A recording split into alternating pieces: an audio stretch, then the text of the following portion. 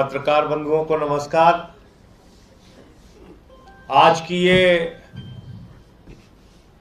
महत्वपूर्ण प्रेस वार्ता दिल्ली के अंदर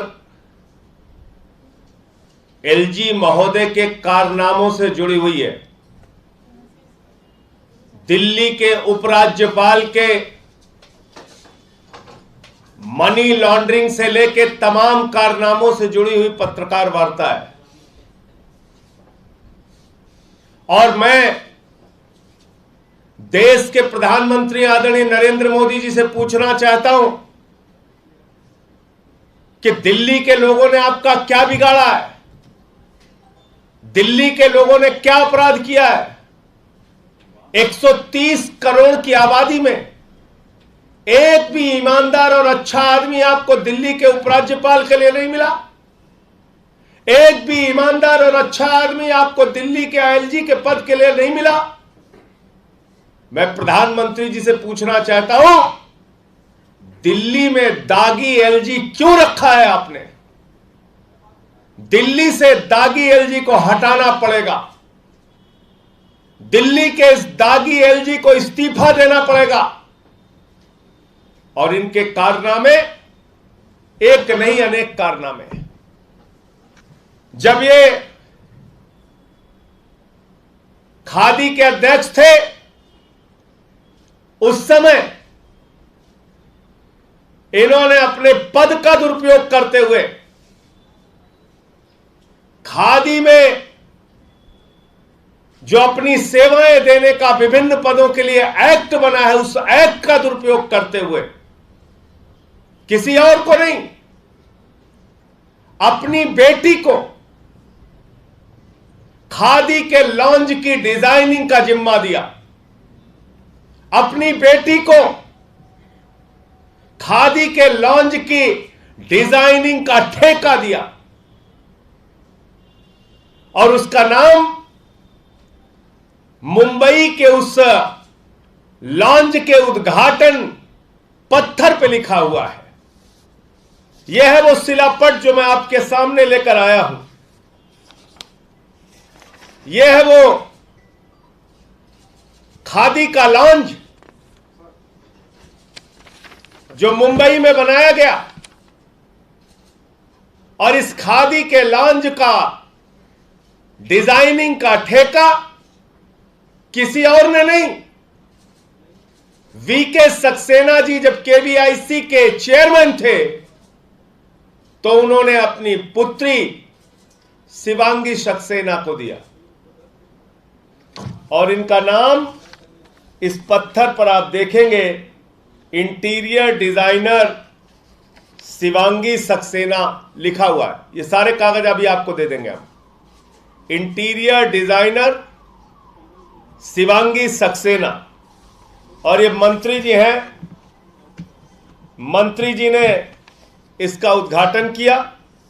और ये मौजूदा एलजी साहब हैं जो उस समय केवीआईसी के अध्यक्ष थे, वो भी उनके साथ, मंत्री जी के साथ इस उद्घाटन समारोह में मौजूद हैं। तो मैं सीधे तौर पर मांग करता हूं कि जिस व्यक्ति ने, जिस एलजी ने अपने पद का दुरुपयोग करते हुए अपनी बेटी को ये इंटीरियर डिजाइनिंग का ठेका दिया, उसको तत्काल इस्तीफा दे देना चाहिए, उसको उसके पद से हटाना चाहिए। और क्या एक्ट है वो मैं आपके सामने पढ़ के सुनाना चाहता हूं।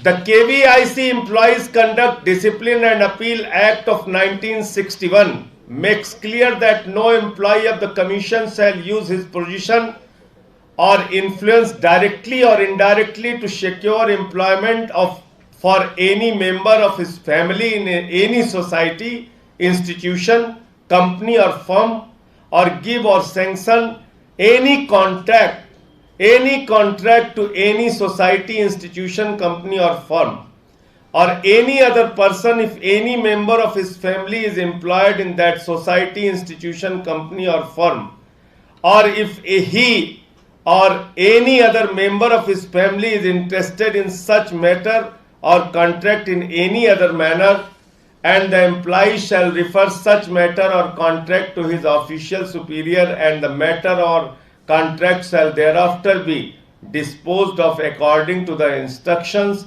of authority to made whom reference is made. ये एक्ट है केवीआईसी का 1961 का। इसका खुला उल्लंघन दिल्ली के एलजी वीके सक्सेना जी ने किया है। इस एक्ट का, जो केवीआईसी का एक्ट है, उसका खुला उल्लंघन दिल्ली के एलजी उपराज्यपाल वीके सक्सेना जी ने किया है। इस पूरे मामले पर आम आदमी पार्टी अपने तमाम वरिष्ठ अधिवक्ताओं से राय ले रही है, कोर्ट में जाने की तैयारी कर रही है कि अध्यक्ष रहते हुए कोई अपनी बेटी को ठेका कैसे दे सकता है, इंटीरियर डिजाइनर का ठेका कैसे दे सकता है, और तब तक एलजी को तत्काल उनके पद से हटाया जाए। उनको अपने पद पर बने रहने का अधिकार नहीं है, क्योंकि यह दूसरा मामला है। पहला मामला आपको याद होगा क्या निकला? केवीआईसी के अध्यक्ष रहते हुए वीके सक्सेना जी ने नोटबंदी के दौरान काला को सफेद किया, काला को सफेद। एक ब्रांच से, सिर्फ एक ब्रांच से 2 एम्प्लॉइज की लिखित शिकायत है कि अध्यक्ष के कहने पे 22 लाख रुपए बदले गए और सैकड़ों करोड़ रुपए की हेराफेरी पूरे देश के अंदर किया इन्होंने केवीआईसी के अध्यक्ष रहते हुए। तो एक व्यक्ति जो इतना बड़ा दागी व्यक्ति है, जो अपने ही परिवार को ठेके पे ठेका दिया जा रहा है, प्रधानमंत्री जी, आज के बाद आपके अंदर परिवारवाद के खिलाफ बोलने का नैतिक साहस नहीं होना चाहिए। परिवारवाद के खिलाफ एक भी शब्द बोलने का हक प्रधानमंत्री जी आपको नहीं है। और अगर आप परिवारवाद के खिलाफ हैं तो साबित कीजिए कि जिस एलजी ने केवीआईसी के अध्यक्ष रहते हुए अपनी बेटी को ठेका दिया, उस एलजी को आपने क्यों दिल्ली का एलजी बनाया? उस व्यक्ति को क्यों आपने दिल्ली का एलजी बनाया? और अगर अब आपको जानकारी मिल गई है तो कितने घंटे, कितने देर में आप एलजी को हटा रहे हैं? हम मांग करते कि ऐसे एलजी को जो नोटबंदी के दौरान पैसों की हेराफेरी में शामिल हो, ऐसे एलजी को जो केवीआईसी के अध्यक्ष रहते हुए कई घोटाले, घपले और मामले किए हो, ऐसे व्यक्ति को जिसने केवीआईसी के अध्यक्ष रहते हुए अपने पद का दुरुपयोग करते हुए अपनी बेटी को ठेका दिया हो, ऐसे व्यक्ति को तत्काल दिल्ली के एलजी के पद से बर्खास्त किया जाए और इनके खिलाफ इन सारे मामलों में कानूनी कार्रवाई की जाए। आम आदमी पार्टी के नेता और आम आदमी पार्टी इस पूरे मसले पर तमाम वरिष्ठ अधिवक्ताओं से संपर्क कर रही है, राय ले रही है और जल्द ही हम इसके बारे में कोर्ट जाने पर फैसला लेंगे। दिल्ली में दागी एलजी नहीं चलेगा। दिल्ली को दागी एलजी नहीं चाहिए। दिल्ली से क्या दुश्मनी है प्रधानमंत्री जी को बताना चाहिए।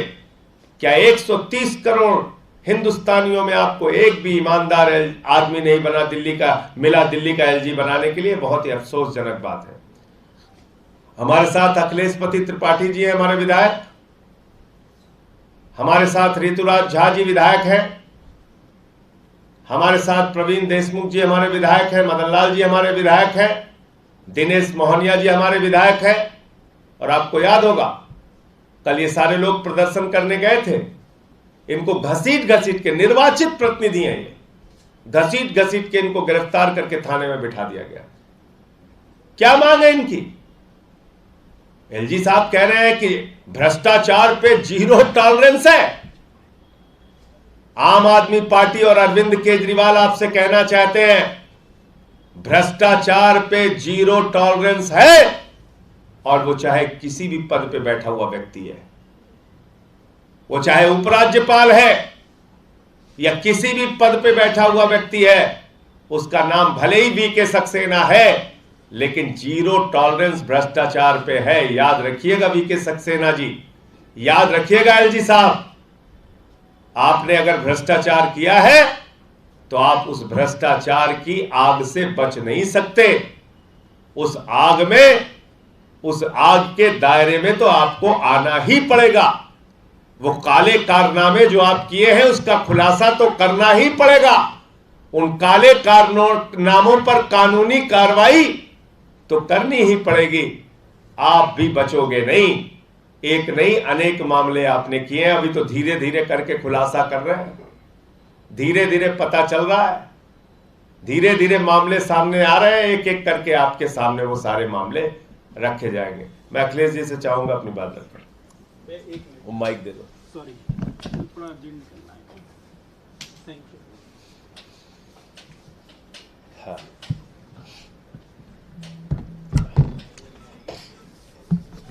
अभी आदरणीय संजय भाई ने आपको बताया कि किस तरीके से दिल्ली में जो एलजी हैं उनका चरित्र बहुत ही डाउटफुल है। तमाम तरीके के घोटाले में अपने पद पर रहते हुए पूर्व में इन्होंने गड़बड़ किया, चाहे वो नोटबंदी के दौरान ब्लैक को व्हाइट करने का मामला हो, चाहे अब जो मामला आया है कि खादी इंडिया लाउंज का मुंबई में जो डिजाइनिंग का काम ठेका अपनी बेटी को ही दे दिया आपने चेयरमैन रहते हुए, ये बहुत दुर्भाग्यपूर्ण है। आप सोचिए कि दिल्ली में भी 5 बड़े मार्केटों का विश्व स्तर पर सौंदर्यीकरण हो रहा है। आदरणीय मनीष सिसोदिया जी उसको देख रहे हैं। उन्होंने तो अपने बेटी बेटियों को तो नहीं दे दिया ठेका इसका, उन्होंने पूरे देश के बेटे बेटियों को आमंत्रित किया कि आप लोग अपने अपने डिजाइन लेके आइए, उस डिजाइन को सबके सामने कंपटीशन होगा और जो डिजाइन सबसे अच्छा होगा उस प्रतिभावान बेटे बेटी को देश के उसका जो है मेहनत का फल मिलना चाहिए, उसको पहचान मिलनी चाहिए। ये जो आज एलजी साहब ने किया है, अपने बेटी को ठेका दे करके परिवारवाद को बढ़ावा देने का काम किया है। मैं संजय भाई जी की इस बात पर सहमत हूँ कि प्रधानमंत्री जी मोदी जी परिवारवाद पर बोलने का जो दावा करते थे वो दावा आज खो चुका है उनका। आज के बाद उनको अधिकार परिवारवाद पर बोलने का नहीं रह गया है। अगर वो परिवारवाद पर बोलने का दावा रखना चाहते हैं तो तुरंत दिल्ली के एलजी को हटाएं, जो दागी एलजी है वो हटना चाहिए उनको। और देखिए, भ्रष्टाचार पे दो नजरिया नहीं हो सकता। मनीष सिसोदिया के खिलाफ आपने जांच कराई, हमने उसका स्वागत किया। हमने कहा कि भ्रष्टाचार के मामले को लेकर अगर आप कोई झूठी जांच भी कर रहे हैं, फर्जी जांच भी कर रहे हैं तो कीजिए आप, लेकिन यहां तो दागी एलजी बिठा रखा है आपने। और मुझे तो हैरानी है, चीख चीख के चिल्ला चिल्ला कर बोलने वाली भारतीय जनता पार्टी ने अब तक एलजी के खिलाफ कोई केस रजिस्टर नहीं किया, कोई केस रजिस्टर नहीं किया, कोई जांच की शुरुआत नहीं की। आखिर बीजेपी क्यों खामोश है एलजी के मामले में? आखिर बीजेपी एफआईआर क्यों नहीं दर्ज करा रही एलजी के ऊपर, जब इतने सारे मामले उनके निकलकर सामने आ रहे हैं? जब उन्होंने नोटबंदी में हेराफेरी की तो उनकी जांच क्यों नहीं हो रही? वो पैसे कहां गए, किसने खाए? मनीष सिसोदिया की तो आपने बहुत सारी जांच करा ली, 14 घंटे जांच चली, लाकर चेक करा लिया, 31 ठिकानों पे पूरे देश भर में अलग अलग जगहों पे छापे मारे, कुछ नहीं मिला आपको। इनकी जांच क्यों नहीं होनी चाहिए? ऋतुराज झा जी।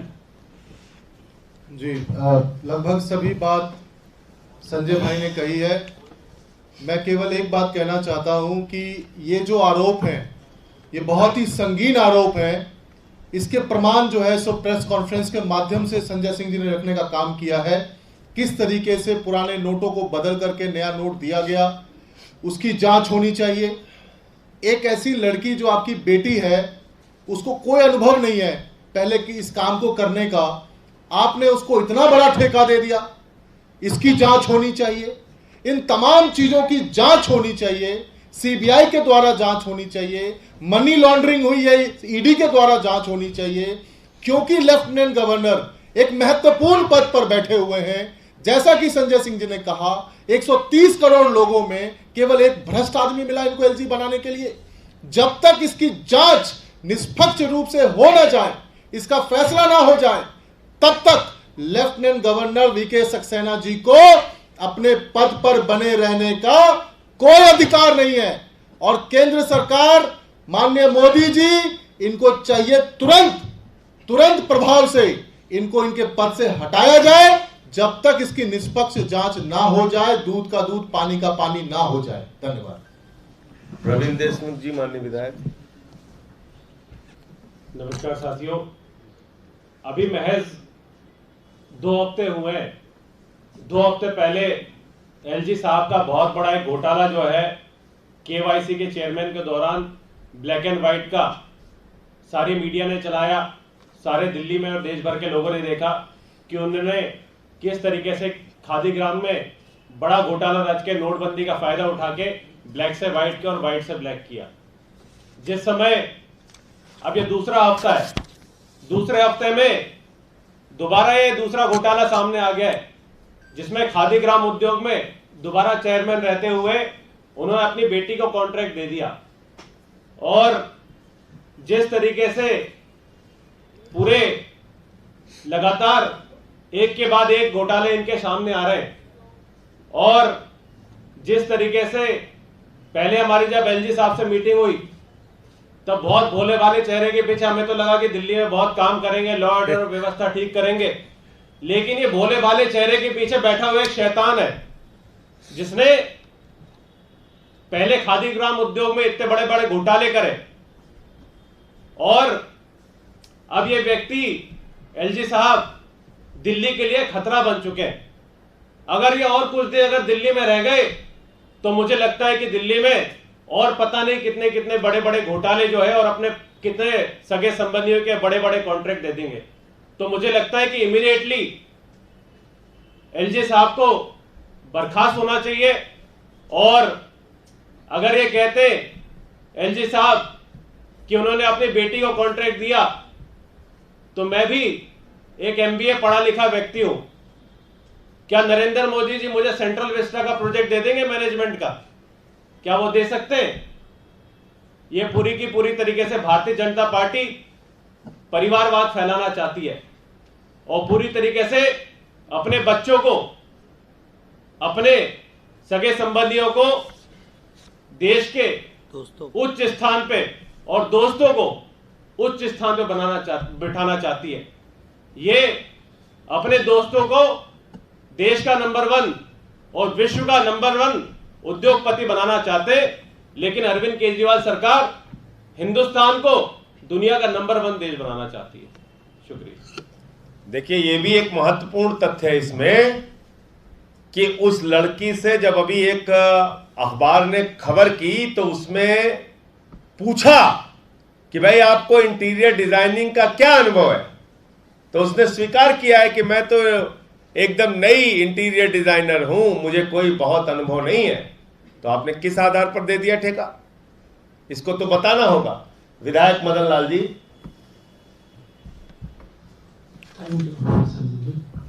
नमस्कार। अभी पीछे कुछ दिनों से हम लगातार माननीय उपराज्यपाल दिल्ली श्री विनय सक्सेना जी के बारे में जितना भी सुनते आए हैं, वो लगता है कि उन्होंने बेईमानी की पराकाष्ठा को पार किया है। उनके चेयरमैन रहते हुए जिस तरीके से उनके 2 कैशियर्स ने उन पर एलिगेशंस लगाए कि उनके आदेश से खादी के भंडार से 22,80,000 रुपए के पुराने नोटबंदी के दौरान बदले गए। बार बार उस दौरान अगर हमको ध्यान हो तो प्रधानमंत्री कार्यालय से आदेश आता था कि ये नोट बंद कर दिए गए हैं। और तो और एक आदेश ये भी आया कि अगर किसी के पास पुराने नोट पकड़े जाएंगे तो उन्हें कारावास होगा, सजा होगी। ऐसे काम को करते हुए माननीय आज के एलजी महोदय, जो उस समय चेयरमैन थे खादी भंडार के, खादी कमीशन के, उन्होंने कभी नहीं सोचा कि इतना बड़ा घोटाला वो अपने रहते हुए कर रहे हैं। और अगर उसको मल्टीप्लाई करें, 7,000 आउटलेट्स हैं, अगर वहां इतने बड़े पैमाने पर घोटाला हुआ है तो वो 1400 करोड़ रुपए का घोटाला किसके आदेश से हुआ? अभी ये चल रहा था, इसका जवाब नहीं दे पा रहे थे। अभी अचानक एक नया खुलासा हुआ है कि उन्होंने अपने चेयरमैन रहते हुए अपने ही जो खादी कमीशन का जो गाइडलाइंस थी, जो कानून था, उसको वायलेट करते हुए अपनी ही बेटी को डिजाइनर करने का ठेका दे दिया। यह इंपॉर्टेंट ये नहीं है कि उन्होंने पैसे दिए या नहीं दिए, इंपॉर्टेंट है कि उन्होंने अपनी बेटी शिवांगी सक्सेना को डिजाइन करने का काम सौंपा। हम सब जानते हैं कि जब कोई डिजाइनर होता है तो वो केवल डिजाइन नहीं करता, बल्कि उसके पीछे कंपनी खड़ी होती है जो उस डिजाइन को एग्जीक्यूट करते हैं। वो कंपनी बहुत बड़ा धनराशि उस डिपार्टमेंट से लेते हैं उस काम को एग्जीक्यूट करने के, और उस एग्जीक्यूशन में डिजाइनर एक बड़ा रोल प्ले करते हैं। अगर हम थोड़ी देर ये मान भी लें कि खादी कमीशन ने शिवांगी सक्सेना को मुफ्त में रखा, तो क्या बात की गारंटी है कि उस कंपनी को उन्हें पैसे नहीं देने थे या पैसे नहीं दिए? ये इन्वेस्टिगेशन का विषय है। ये सीधे सीधे अपनी बेटी को सरकारी डिपार्टमेंट में फायदा पहुंचाने का केस है, और इसकी केवल जांच नहीं करनी चाहिए, बल्कि अगर दोषी पाए जाए तो सजा भी होनी चाहिए, क्योंकि सरकार ने कानून बनाया है। और अगर कानून का पालन चेयरमैन हो चाहे किसी और पद पर बैठे हुए व्यक्ति हो, अगर उन्होंने उस कानून का पालन नहीं किया है, अपनी बेटी को, जो इस केस में साफ साफ नजर आता है, अपनी बेटी को डिजाइनर का काम सौंपना, ये इलीगल ग्रेटिफिकेशन जैसा काम है, और इसके लिए सजा का प्रावधान भी है। इसलिए हम आशा करते हैं कि माननीय प्रधानमंत्री जी, जो रोज रोज, खासकर कल भी उन्होंने कहा है कि करप्शन में लिप्त लोगों को कुछ लोग बचाते हैं जो पावरफुल हैं, जो पावर हाउसेस हैं, तो क्या बीजेपी इतना बड़ा पावर हाउस एलजी को बचाने के लिए काम कर रहा है? हम कुछ लोग कल एलजी साहब के दफ्तर गए थे, हमें ज्ञापन देना चाहते थे कि लोटस का जो ऑपरेशन है वो फेल हो गया है, परंतु हमें मिलने नहीं दे गया। बड़े शर्म की बात है कि वो अंदर से आदेश आया कि एलजी साहब आराम कर रहे हैं, एलजी साहब अभी नहीं मिल सकते।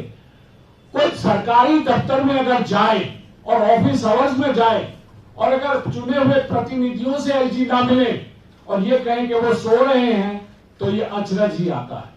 हम रिप्रेजेंटेशन दे रहे थे, हमारे रिप्रेजेंटेशन पे कार्रवाई होनी चाहिए। इससे पहले परसों हम सीबीआई के दफ्तर गए, वहां हमें घंटों सड़क पे, माननीय संजय सिंह जी हमारे साथ थे, हम 15-20 एमएलए थे, हमें वहां नहीं, आप सब लोग भी थे, हमें वहां नहीं जाने दिया।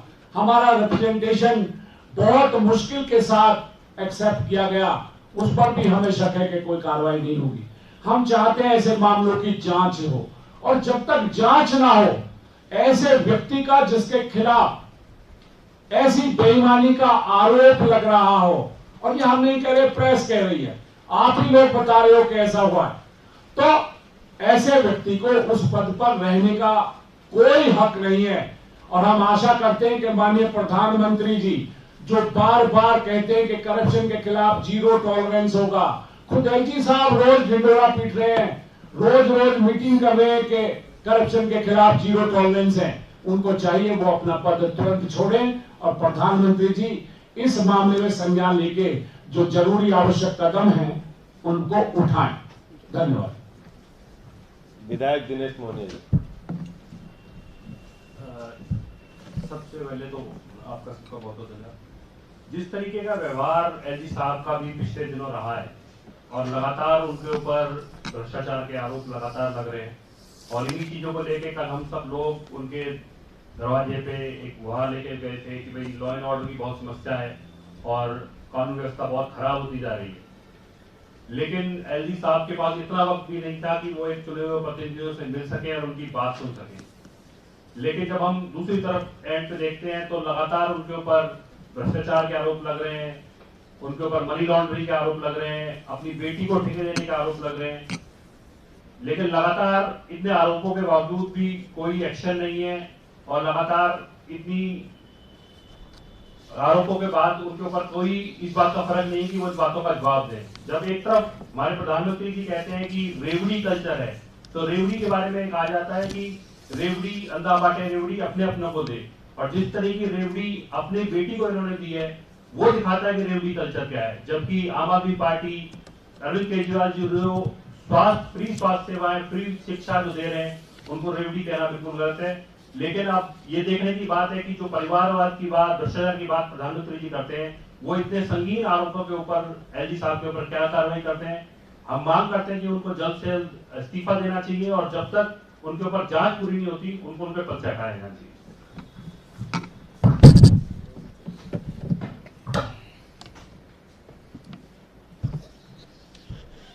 तो आपके कोई प्रश्न हो तो आप पूछ सकते हैं। आयोग की तरफ से सफाई भी आ गई है। उन्होंने कहा है कि इम्पेनल्ड कॉन्ट्रैक्टर था जिसने करीब 27 लाख में पूरा 27 लाख में पूरा काम किया। बेटी ने गुडविल के नाते सिर्फ उसको डिजाइन करने का काम किया है, बकायदा सफाई उन्होंने दी है। तो हमारे यहाँ सौरभ भारद्वाज जी वो कंप्यूटर इंजीनियर है, आईटी से रिलेटेड सारा काम आज उन्होंने इस प्रेस कॉन्फ्रेंस से आने से पहले मुझे कहा है कि वो सेंट्रल विस्टा में निःशुल्क करना चाहते हैं। और प्रवीण देशमुख एमबीए हैं, ये प्रधानमंत्री जी के कार्यालय के मैनेजमेंट का काम निःशुल्क देखना चाहते हैं, ये भी पैसा नहीं लेंगे। मदन लाल जी प्रधानमंत्री के लीगल एडवाइजर बनना चाहते हैं और ये भी निःशुल्क बनना चाहते हैं। बनाने के लिए तैयार होंगे? ये किस प्रकार का तर्क है? आप देखिए कि इस बोर्ड पर उनकी बेटी का नाम लिखा हुआ है, साफ तौर पे लिखा हुआ है। आप करण जौहर की फिल्म में असिस्टेंट डायरेक्टर बन जाइए और कोई पैसा मत लीजिए, आपको 15 फिल्म वैसे ही मिल जाएगी। तो खादी ग्राम उद्योग के आयोग ने, उसके अध्यक्ष ने अपनी ही बेटी से, जिसका कोई अनुभव नहीं है इंटीरियर डिजाइनिंग का, उसी से डिजाइनिंग करवा दी, उसका नाम बोर्ड पे लिख दिया, उसका तो नाम हो गया। जैसे प्रधानमंत्री कार्यालय से प्रवीण देशमुख और मदन लाल जी का नाम जुड़ जाए तो इनको ढेर सारे काम ये निःशुल्क वहां करेंगे, ढेर सारे काम पूरे देश में मिल जाएंगे।